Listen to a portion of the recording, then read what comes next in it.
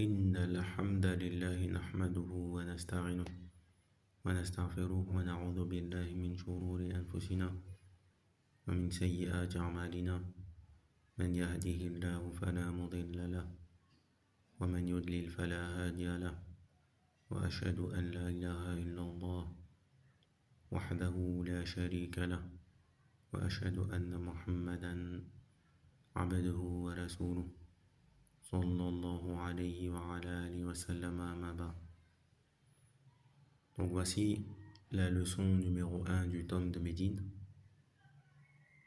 Et ce qu'il faut savoir, c'est que ce livre-là, les gens qui font ce livre-là dans l'université, ils sont sous condition. C'est-à-dire qu'ils sont dans un pays arabe où beaucoup de choses, ils ne font pas à travers le livre. C'est-à-dire qu'ils voient dans les rues, ils entendent, etc. Donc ils mémorisent beaucoup. L'assimilation du livre est donc plus facile pour eux. Donc pour ceux qui ne sont pas dans ces situations-là, il va donc falloir consacrer plus de temps à l'assimilation. Il va falloir réduire les quantités mémorisées de choses en un temps donné. Et ce sont les frères qui ont mis ceci en application, qui ont pu passer le livre. Et le temps passe vite et ne revient pas. On ne peut pas recommencer la même chose. Yarni plusieurs fois d'affilée une chose que l'on est censé faire une seule fois. C'est pour ça qu'il faut faire bien, même si ça prend un peu plus de temps que de faire rapidement. C'est-à-dire que vous mémorisez, parce qu'il faut absolument mémoriser, il n'y a pas autre chose,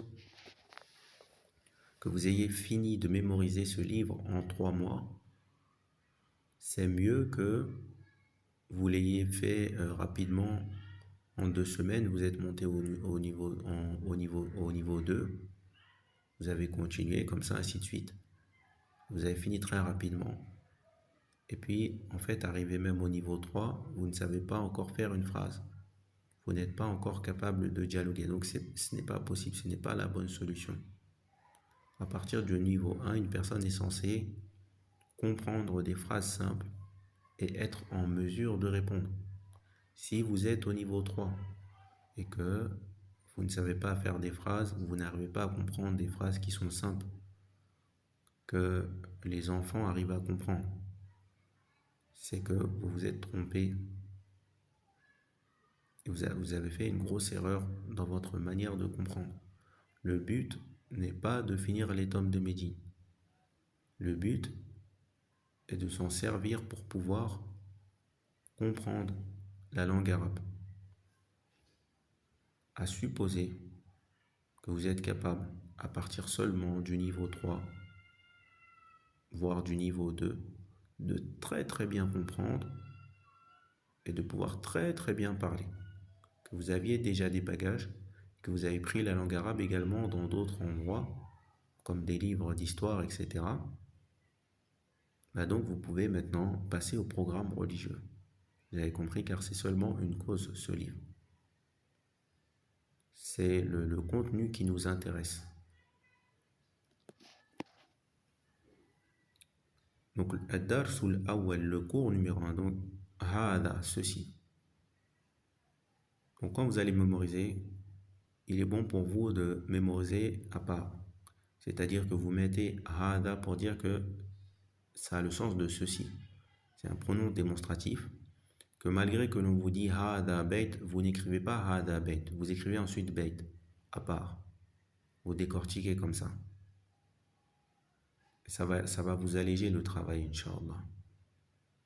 Donc, mémorisez un mot par jour pour le début. Et c'est ceci qui va porter des fruits, Inch'Allah. Et vous allez voir qu'en faisant cette technique-là, vous allez avancer et vous n'aurez pas besoin de reculer. Et l'esprit, l'être humain, la manière dont il est, lorsqu'il voit qu'une chose ne fonctionne pas, il abandonne. Et en même temps, c'est un double tranchant, on va dire ça. Parce que si l'être humain avait trop de capacité à patienter sur certaines choses, donc certains vont rester peut-être même 10 ans sur le tome de Médine avec une technique qui ne fonctionne pas. Mais 10 ans, on ne se rend pas compte, mais c'est quelque chose d'immense. Pourquoi? Parce que 10 ans, on les consacre en général dans certains pays à maternelle, primaire et les choses comme ça jusqu'à lycée. On n'a pas fait quasiment rien d'études religieuses, mis à part ceux qui sont à l'école arabe. Ils ont fait un peu. On parle de pays qui sont des pays occidentaux. Donc forcément, ça peut induire en erreur et laisser penser que quand on compare ça à ceux qui ont fait l'école arabe et l'école publique en même temps et qui n'ont pas, par exemple, mémorisé Juz Amma, il leur reste quelques restes de l'école arabe, ils se rappellent de quelques mots. Donc si vous vous comparez à ces gens-là, oui, mais ce n'est pas une chose qu'il faut faire.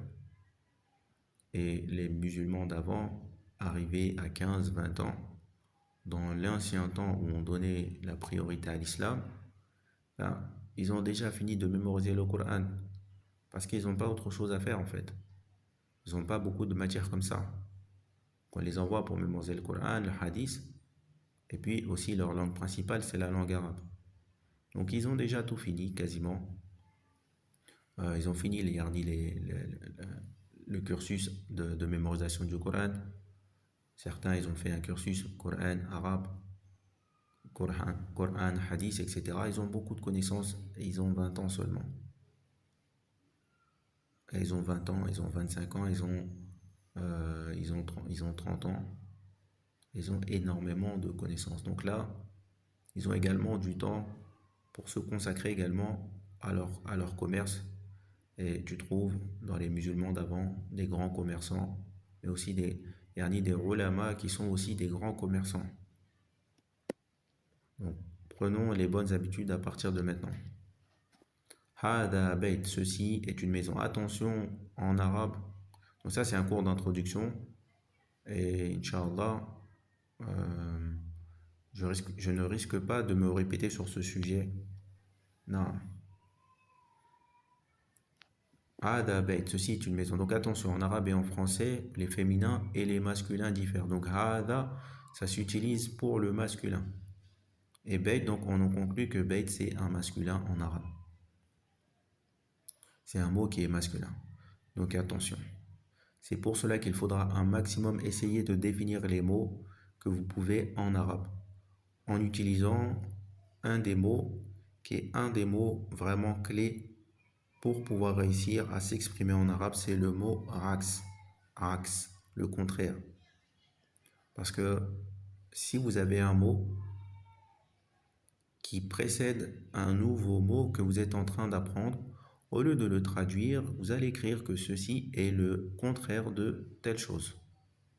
Par exemple, que en haut est le contraire de en bas. Donc là, vous n'aurez plus besoin de le définir en français. Et petit à petit, en fait, vos feuilles vont se remplir et l'arabe va prendre le dessus jusqu'à ce que vous n'écriviez que en arabe et que vous ne preniez des cours que en arabe. Il y aura des efforts, c'est à vous. Yani, ayez conscience que ce n'est pas les autres qui pourront faire tous les efforts à votre place. Et si vous vous abandonnez, donc l'abandon retombera sur vous et ne tombera pas sur quelqu'un d'autre. Hada masjid. Il y a des mots que vous connaissez déjà, donc ce n'est pas la peine de les mémoriser. À titre d'exemple, là je vous dis le mot mémoriser. Vous n'allez pas écrire la définition de mémoriser, vous allez regarder dans un dictionnaire français pour chercher mémoriser et pour comprendre, parce que vous le comprenez déjà, vous le savez déjà. Il y a des mots qui sont déjà utilisés, al-masjid, al-jami'a, c'est des mots qui sont connus. Je pourrais même, à partir de maintenant, rentrer dans la différence entre le masjid ou al-jamir, mais comme il y a beaucoup de débutants parce que ce n'est pas tout le monde qui est dans un endroit où il y a des Marocains, donc c'est eux qui utilisent ces mots-là, al-jamir. Donc forcément, si vous avez grandi avec des Marocains, vous avez connu ces mots-là. Donc al-masjid, la mosquée, l'endroit où on fait al-sujud, la prosternation. Hada bab, bab, une porte. Hada kitab, un livre. Hada qalam, ceci est un stylo. Hada miftah, ceci est une clé. Attention à la divergence masculin-féminin, français-arabe. Hada maktabun, ceci est un bureau. Hada sarir, ceci est un lit. Hada kursi, ceci est une chaise. Ma hada, qu'est-ce que ceci? Ma hada. Hada bait. Hada bait. A signifie est-ce que. Est-ce que ceci est une maison? Naam, oui, ceci est une maison. Ma hada, qu'est-ce que ceci? Hada qamis, ceci est un qamis, une chemise. Hada sarir, est-ce que ceci est un lit? Non, ceci est une chaise. Hada miftah, est-ce que ceci est un stylo? La, hada qalam. Ma hada, hada najm. Qu'est-ce que ceci? Ceci est une étoile. Donc un point qu'il est très important de comprendre, c'est-à-dire comprendre, essayer de comprendre les réalités qui se passent autour de nous et essayer de comprendre qu'en face de vous, vous avez des êtres humains qui cherchent des solutions et qui souvent, en fait, sont dans le moins pire. Pourquoi est-ce que je parle de ça? Vous allez comprendre à l'instant, Inch'Allah. C'est que aujourd'hui, vous savez que les musulmans, les arabes, les pays arabes ne sont pas les pays qui dominent ce monde. Et que il y a des choses qu'ils sont obligés de faire dans le suivi, c'est-à-dire de s'aligner sur certains points, comme les jours de repos. Les jours de repos sont les mêmes en général. Je ne sais pas pour l'Arabie Saoudite, mais par exemple pour le Maroc, le dimanche, c'est là-bas que les gens se reposent. Et ce n'est pas le vendredi que la majorité des magasins ferment. Bien qu'en vérité, le vendredi, ce n'est pas un jour de repos. Bien au contraire. C'est un jour où on doit en profiter pour faire plus de bonnes actions. Mais le suivez dans le fait que le dimanche est quand même compté comme un jour de repos. Et qu'il est en réalité le premier jour de la semaine. Et qu'en réalité, il n'est pas convenable de commencer le premier jour de la semaine par se reposer. Mais, donc on va essayer de regarder un peu plus loin. En regardant plus loin, vous allez voir que ce sont les États dominants qui ont mis ce système-là et que à cause de la dominance de ces États, ils arrivent à entraîner la majeure partie des autres États avec eux. Et que les États qui peuvent se passer, qu'ils arrivent à ne pas suivre dans des choses comme ça, c'est d'autres États qui ont des puissances similaires comme la Chine, qui ont qu'ils ont des systèmes un peu différents. Je ne sais pas pour les jours, mais pour d'autres cas, ils ont des systèmes différents. Donc là aussi, on en revient au système de cursus. Il n'est pas facile pour les pays arabes de sortir du système mondial, car il n'est pas un pays dominant. Ils ne sont pas des pays qui dominent. Forcément, les systèmes dominants, ils ont des systèmes pour l'apprentissage qui sont des systèmes qui sont longs et qui sont peu fructueux. Ils ramènent peu de fruits. L'être humain, ce n'est pas en 20 ans qu'il est censé apprendre certaines choses. En 5 ans, d'apprentissage correct, l'être humain se retrouve en réalité avec énormément de connaissances. C'est pour cela que vous avez des enfants d'architectes qui sont déjà en mesure de construire des cabanes dans les arbres. Vous voyez ça? Et les cabanes dans les arbres qu'ils construisent, ce sont des choses, ce sont des œuvres en fait. Les choses qui construisent ces enfants dans les arbres sont de meilleure qualité que ceux que font certains adultes, qui construisent des maisons modestes, comme dans les bidonvilles, etc. C'est à cause du fait que l'être humain, quand on lui donne un peu d'informations, quand il prend un peu d'informations, au fil du temps, c'est cette méthode-là qui ramène les fruits. D'accord? Donc, pour que certains diplômes soient reconnus mondialement, eh ben, il faut rentrer dans le système. Quand on n'est pas les puissances qui dominent, on ne peut pas faire ce que l'on veut. Donc, malgré que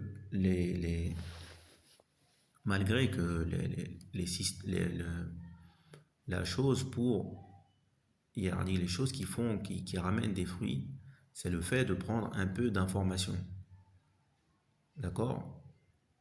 Et sur le long terme, donc on est poussé dans les universités, etc., à faire des programmes qui sont surchargés, avec vraiment beaucoup de cours, bien qu'il y ait des êtres humains qui soient capables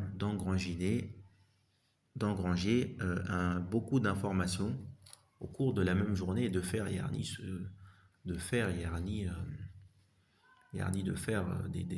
des cours vraiment à temps plein, tout le temps, tout le temps, tout le temps. Et ce sont des personnes qui mémorisent à l'intérieur du cours. Ce ne sont pas des personnes qui mémorisent après. Donc ça, ce sont des surdoués, des cas surdoués. Mais sinon, la majorité des êtres humains, ce qu'ils font, c'est qu'ils mémorisent. Donc ils prennent un peu et ils vont mémoriser après. Le temps de mémorisation est plus long que le temps de réception des cours.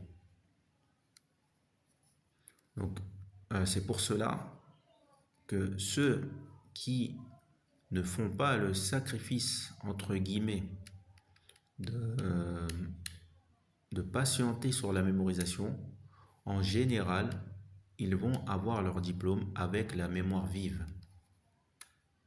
Et c'est une mémoire qui est éphémère. C'est-à-dire que un tel a passé à chaque fois les étapes parce il a appris rapidement. Donc il se rappelle encore ce qu'il a vu la veille et même des fois quelques mois précédents. Et après tout disparaît. Et les savants parlent de ça car c'est un problème qui est en train de se répandre et que beaucoup de personnes, beaucoup de frères qui sont diplômés des kulliyat, des universités, quand un petit temps passe, ils ont oublié et sont devenus faibles.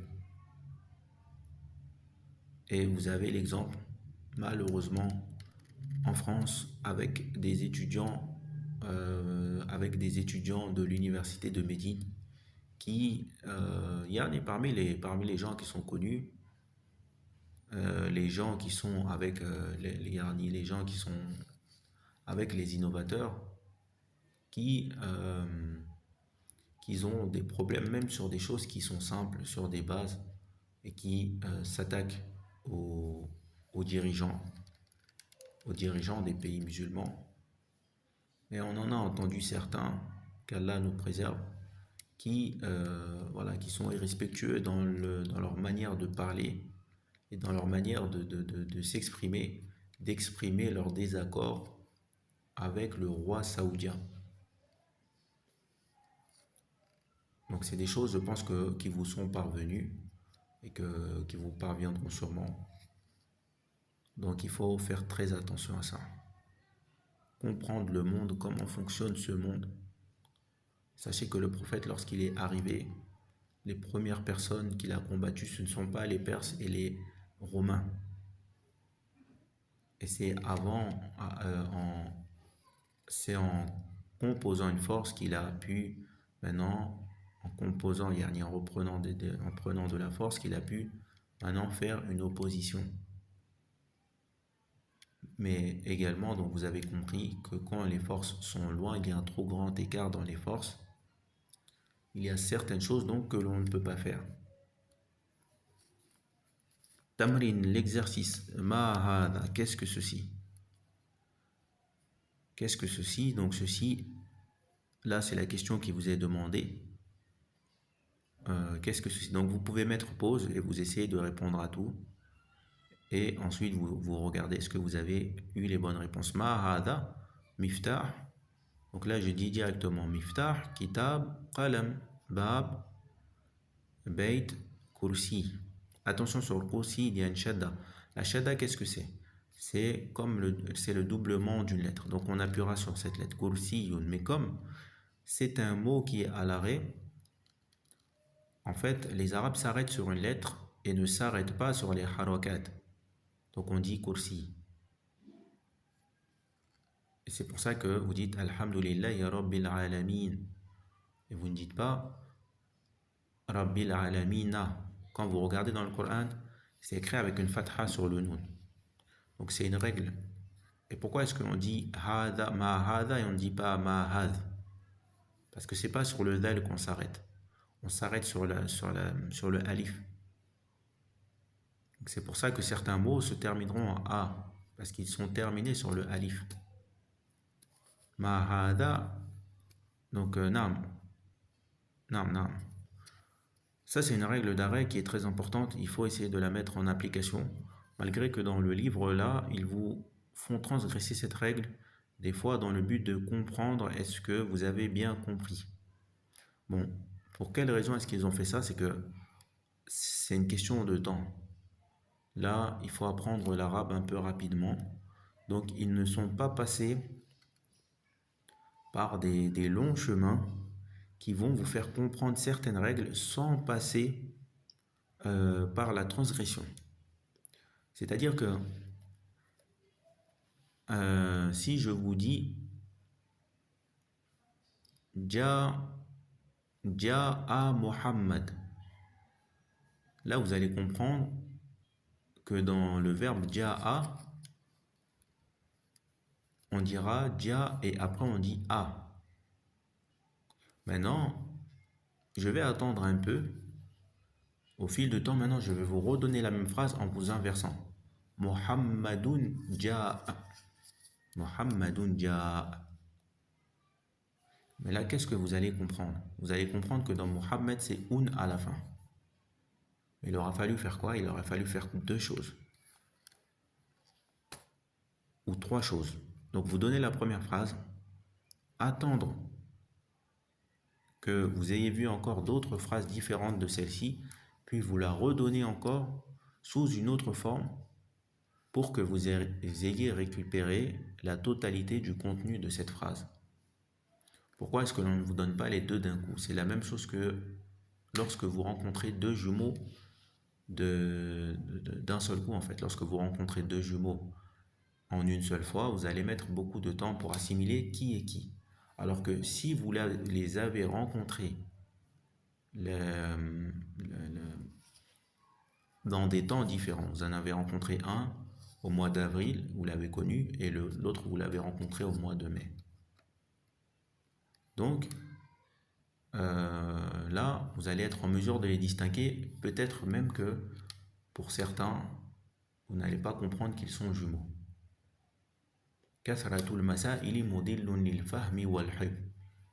Trop de sujets qui sont proches, ça dilue la compréhension et l'égarement et la mémorisation. Donc c'est pour cela. Donc par but de gain de temps, donc ils vous donneront des exercices qui vous feront passer cette règle. Ici je vous dis Ja'at Fatima. Donc là, vous avez entendu le à la fin de Ja'at. Mais vous n'avez pas entendu de quelle manière se termine Fatima. Maintenant, si je dis Fatimatu ja'at, vous avez compris que c'est Fatimatu et que ce n'est pas Fatimatun comme Muhammadun, etc., etc. Donc il y a des systèmes pour pouvoir vraiment comprendre l'arabe sans passer par les transgressions et les transgressions de certaines règles et garder les bonnes habitudes. Hada baytun, donc l'exercice, le tamrin 2. Ahada baytun, est-ce que ceci?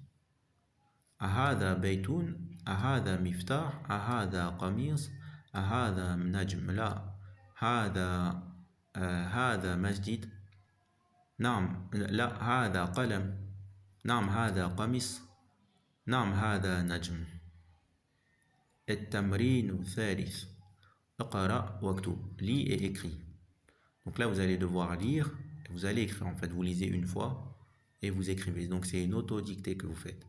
هذا مكتب هذا مسجد هذا قلم هذا سرير ما هذا هذا كرسي هذا بيت لا هذا مسجد هذا مفتاح ما هذا مفتاح من هذا qui est celui-là من هذا donc man qui signifie qui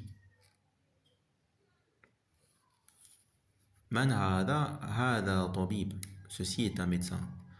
Donc le mot français que l'on avait, toubib, c'est pris donc de l'arabe.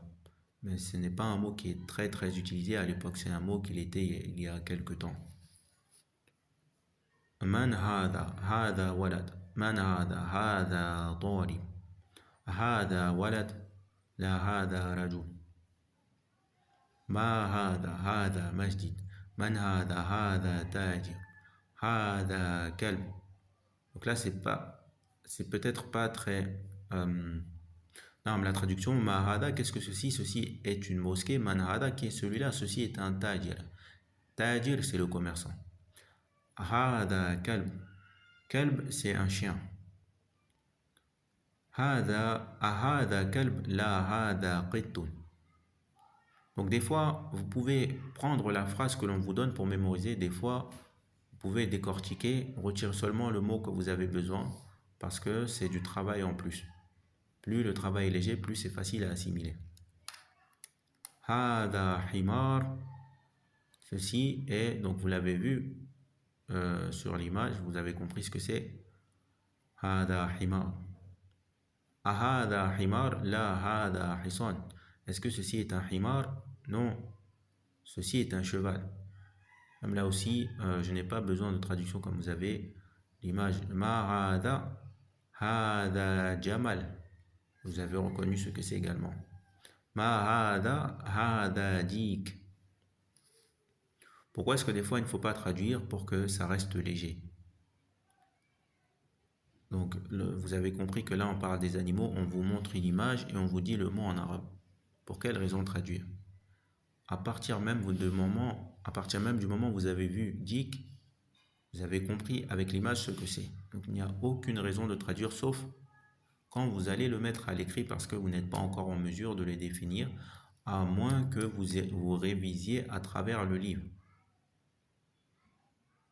Mais le fait de réviser à travers le livre, des fois, ce n'est pas propice parce que vous allez perdre du temps dans le fait de tourner les pages. Tandis que si vous avez tout réécrit au propre, le livre peut être tout le livre en entier. Si on met une seule fois chaque chose dans le livre, est-ce que ça monte à 10 pages? Les feuilles A4? Je ne pense pas. Man hada, qui est celui-là? Hada mudarris, ceci est un enseignant. Hada qamis, est-ce que ceci est une chemise? La hada mindil, non, ceci est un mouchoir. Mindil, en réalité, on peut traduire par mouchoir, mais en fait, c'est tout ce qui sert à essuyer l'eau. Tout ce qui sert à essuyer ce qui est liquide. Un mouchoir, une serviette, une serpillière. Iqra waktub. Donc, vous pouvez traduire par ce qui sert à essuyer un liquide. Tissu qui sert à essuyer un liquide. Définir plutôt. Iqra waktub. La tamrin, lit et écrit. Ma hada qalam. Qu'est-ce que ceci? Ceci est un stylo. Attention, 1, 2, c'est de droite à gauche. Hada kalb, ceci est un chien. Man hada tabib. Donc là même, il ne vous demande pas d'écrire, c'est un exercice de, on va dire, de plongée sous-marine. Vous allez rester plongé un peu dans le monde arabe, dans la mer arabe. Man hada tabib, hada jamal, ahada kalb, la hada qid, ahada dik, na'am, ahada hisan, la hada himar, hada mindil, ahada walad, na'am. Walad c'est un enfant. Est-ce que ceci est un enfant? Na'am. Man hada rajul, comme on ne l'a pas vu. Donc voilà. Ad-darsu thani, on va s'arrêter ici. Voici le cours numéro 1, Inch'Allah. Les autres cours se passeront un peu plus vite, Inch'Allah.